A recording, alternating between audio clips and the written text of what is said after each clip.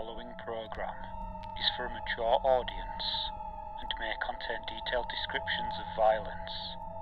Discretion is advised.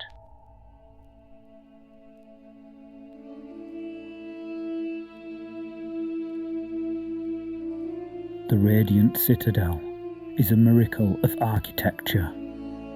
A floating city carved out of a single gargantuan fossil that snakes around a colossal gemstone shard known as the auroral diamond. The luminescence of this diamond is mirrored in the constellation of 15 structure-sized gemstones known as the Concord Jewels, which orbit the city and provide transportation to the far-flung homes of the Citadel's founding civilizations. The Radiant Citadel, a gathering place of strangers and stories. The ancient writing of Allura Aetheri.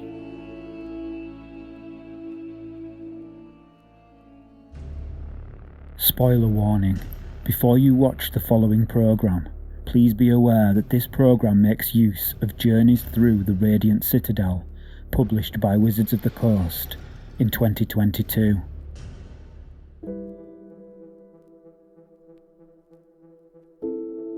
Date 24 Chess 1495 DR. Time 7:27 PM. Party status: Luvia 12 hit points. Venifer 8 hit points. Rowan 7 hit points. The party were hired by a middle-aged merchant named Chon to escort a community of wagons to the Dinsing night market and seek out a rare treasure available only there. As the party were exploring the market, a young kobold fleeing with onions was caught by a gnome woman. The pair squabbled over them until the kobold's mother appeared to defend her son. Both the kobolds and the gnome believed the onions were theirs and were stolen by the other vendor. The party broke up the argument and, without taking sides, agreed to investigate the shopkeeper's stands and the surrounding market to uncover whether one of the vendors is sabotaging the other. Following this agreement, the party was approached by another vendor, Kasim Arun. The party, pretending to be members of the Merchants Guild who oversee market conduct, asked Kasim if he knew anything about sabotage in the market. He appeared to change the subject, but Rowan pressed him further for an answer.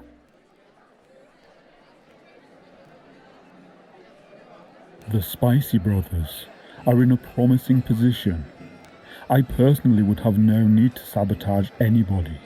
I'm sorry I can't be of further service to you, says Kasim, and with a bow he dismisses himself.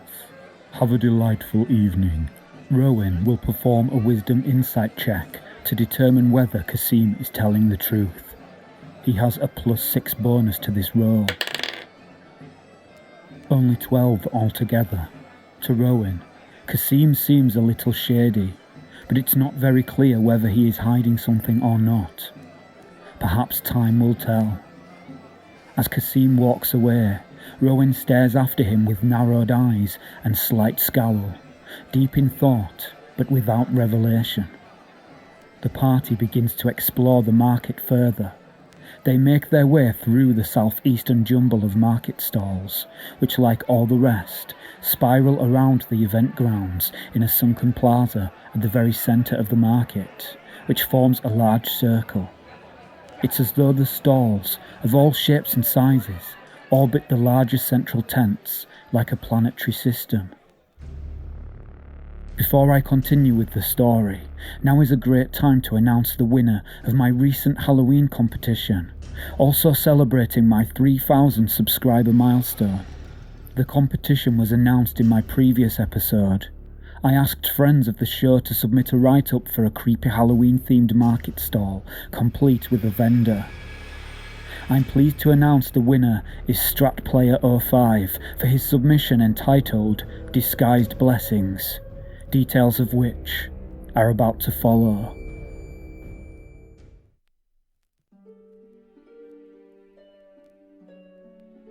One establishment catches the party's eyes, a ramshackle barn that looks out of place, even amidst the diversity of the wider market.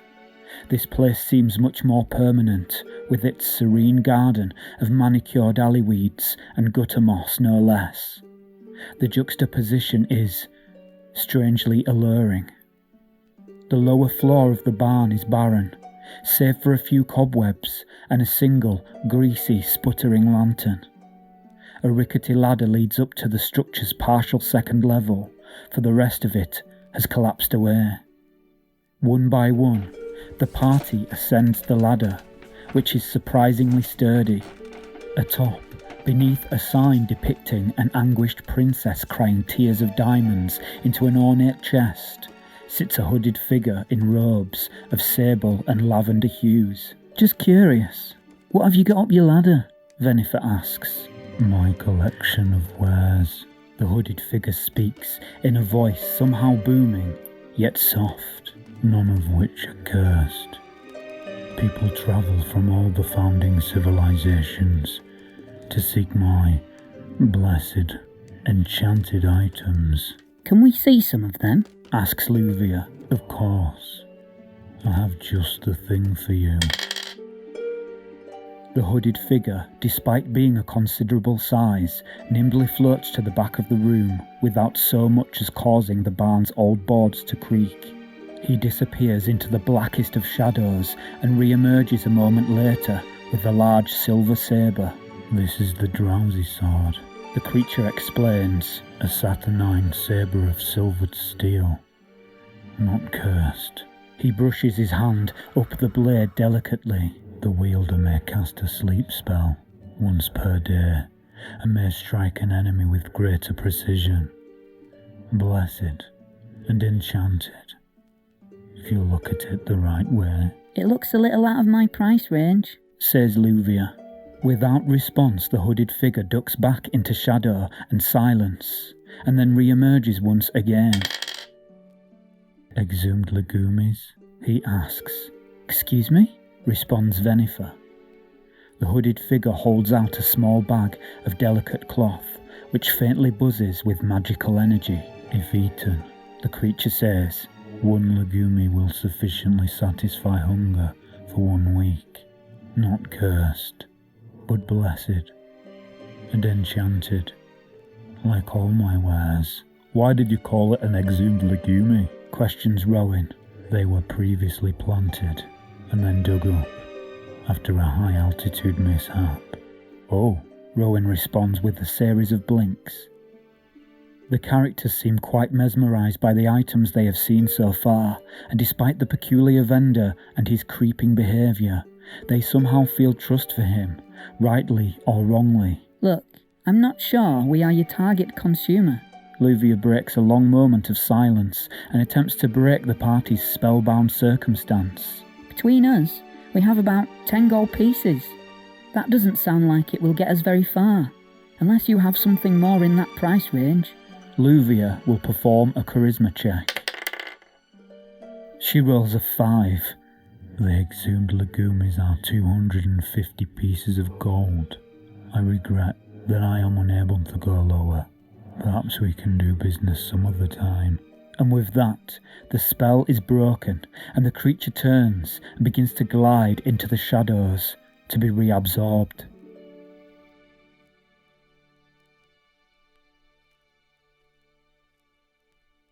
The party feel a sense of relief as they make their way back towards the 3 golden tents in the central sunken plaza.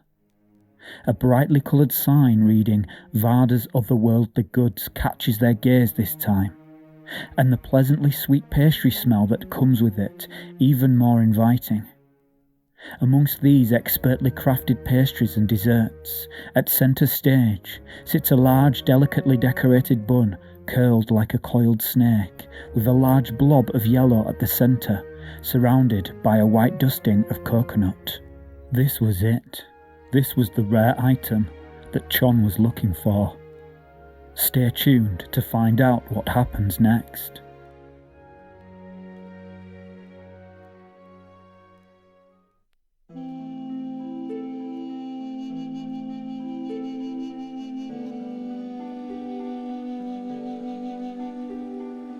23 Chess, 1495 DR.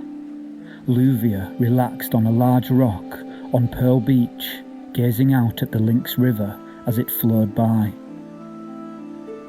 They watched fishermen from the nearby villages casting their nets, other villages washing clothing along the shore, with their children playing happily nearby, splashing and skimming stones despite the briskness of the early spring morning.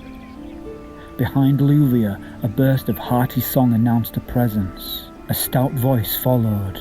"Fine morning for it." Luvia turned, recognising the old grey-bearded halfling wearing a comical triangular blue striped hat and a dirty coat. Just like Luvia, the old halfling was travelling along with the wagons towards the Dinsing night market. Luvia nodded in agreement with the halfling. "Fen's the name." The halfling offered a hand to shake. "Fen Stoutbarrel." Luvia took it hesitantly. The sky was suddenly overcast, strengthening the chill in the air. "So Chon's cut you in, has he?" "How big was the slice?" Fen said. "That's between me and Chon." "See, that's where you're wrong, sweet. We have a lot of mouths to feed in this community, and we'd have been just fine without the extra mouths." "Then talk to Chon. That's not my problem." "Tell you what, I offer you this." Fen reached into his coat and pulled out a pipe, which seemed fairly mundane at first, but as the clouds began to disperse again, a ray of light touched the pipe. Its beautifully polished brass shined perfectly. Diamonds decorating its length shined brighter still. Well-defined draconic symbols circled the mouthpiece. "This little relic here was made by an air archon. Take your companions, be on your way, and you can have this. It's worth more than a few crumbs." "I have to have it," Luvia thought, and wrestled internally over the urge to reach out and snatch it up without question. But something else occurred to them. "Why is getting rid of us so important that it would be worth more than this valuable artifact?" Luvia rose to their feet, looked Fen directly in the eye and spoke. "I'm not going anywhere."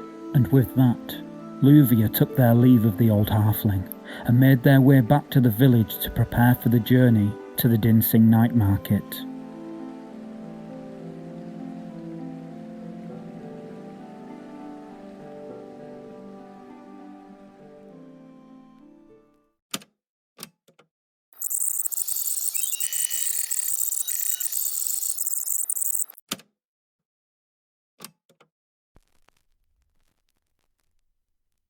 I've been asked on several occasions how I play Prepublished Adventures solo. I'm going to explain some of the rules I use here. The key to running Prepublished Adventures is to master the art of switching perspectives. I covered this in more detail in Tales of Mystara, the Palace of Evendur, Episode 2, and also in an article published on my blog. In summary, sometimes in your solo game, you will want to switch from being the player to being the dungeon master. This will aid you in the task of running Prepublished Adventures without ruining the element of surprise. The main goal when doing this is to try to avoid metagaming wherever possible. A really basic example of this is deciding which direction the party will take when several options are presented. A simple roll of the die can be used with each side representing a different cardinal direction. For example, a d4 halved for 2 directions, d6 halved for 3 directions, d4 for 4 directions, d10 halved for 5, d6 for 6, and so on. I'll cover a few more of the basics, which are mainly applicable to old school rules but can largely be adapted to modern fantasy RPGs. Decide on a marching order so it's easy to establish where each character is positioned during each encounter. Draw a map as the party progresses so you have a good idea of what the party knows about the layout of the area and what they don't know. Read the adventure text that describes each location carefully. If a feature has additional details which can be gained only by examining it further, then there is a 10% chance cumulative for each character that they will examine the features more closely. So that's 40% for 4 characters. If the adventure text indicates a trap, roll to determine if a check for traps is made, I covered this previously on my blog and episode 2 of Tales of Mystara, the Palace of Evendur. The roll is 1d10 plus the character's level plus or minus the character's intelligence bonus. This check should be made by the most suitable character, i.e. a thief or rogue, and can only be made by another character if the most suitable class is not in the party. If this is the case, then the most suitable character should be chosen based on their individual abilities and expertise. Another good tip is to assign each character a number if you ever need to randomly determine a character. With these few basics out of the way, I'll cover some other approaches I like to use for playing pre-published adventures. These methods mainly focus on fantasy role-playing games which use a D20 system or similar. However, some of this information will also be applicable to games which predate this system. A more complex problem is what to do when your party is exploring a particular location. The adventure text will describe the features of the area, and you may be tempted to take a specific course of action based on the best outcome. This is a very strong example of the kind of metagaming we are trying to avoid. In order to avoid this kind of metagaming, I have a table of common character actions which I roll on to determine what characters do.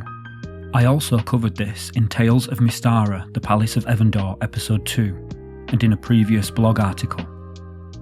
We can easily apply this method to a pre-published adventure by rolling on the table and then with our DM hat on, reviewing the adventure text to interpret what the outcome of the action would be in the context of the location and its features. This involves a bit more of imaginative interpretation to find a best fit.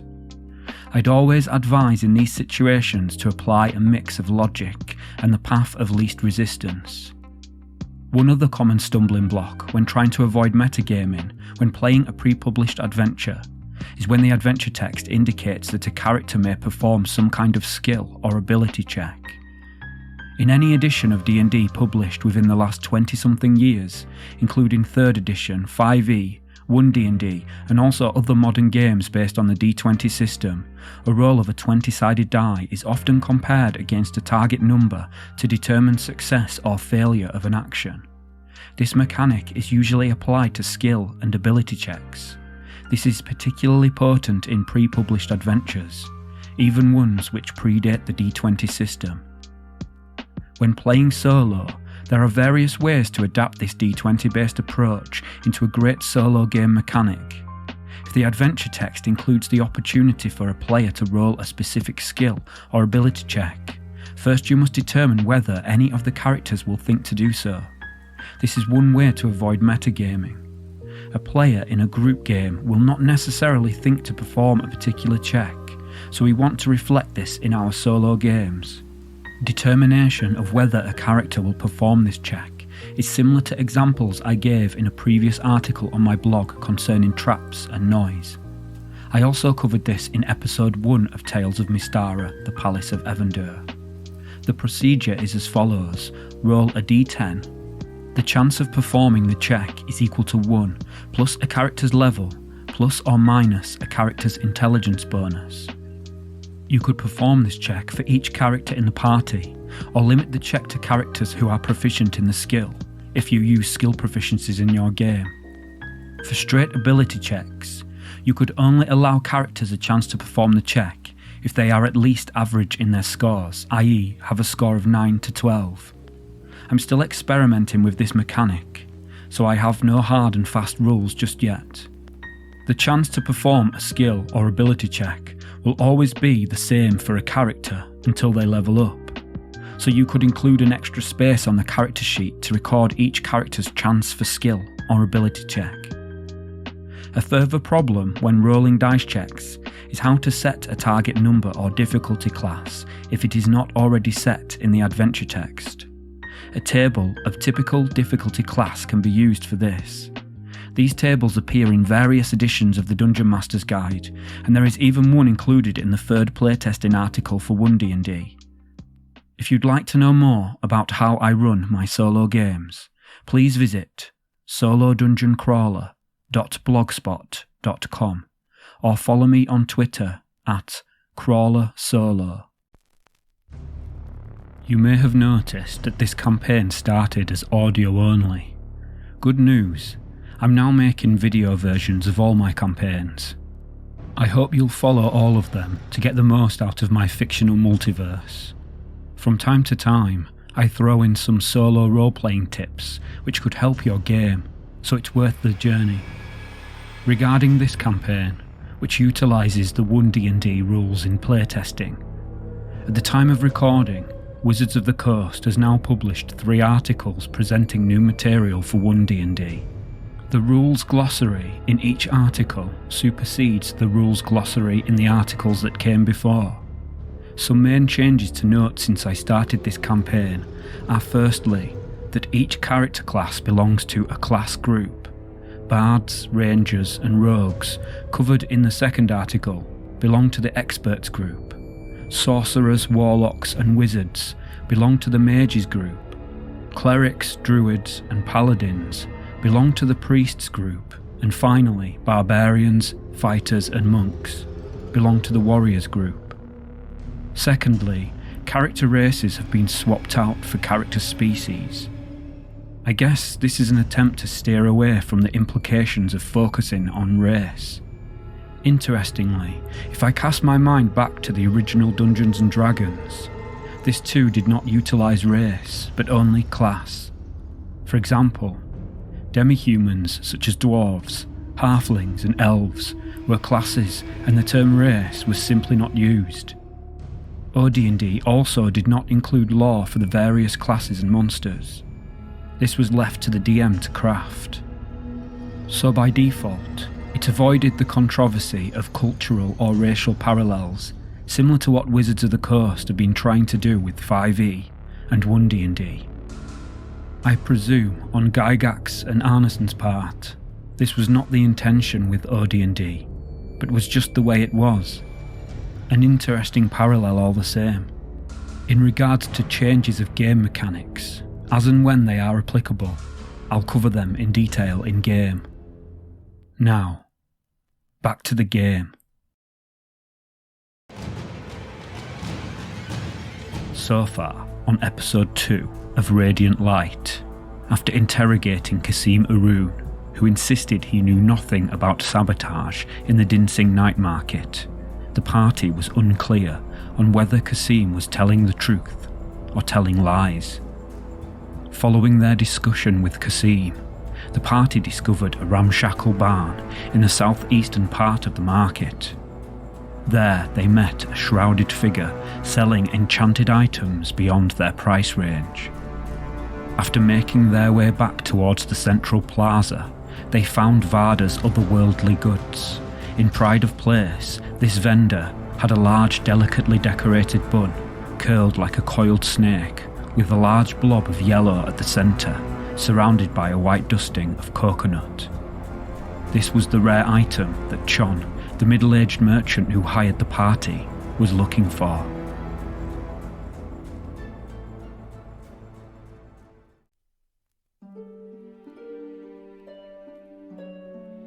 Let me handle this one, Venifer, says Luvia, and Venifer returns a scandalised expression. Luvia turns to the vendor, a halfling woman wearing a shiny gold circlet etched with elven runes.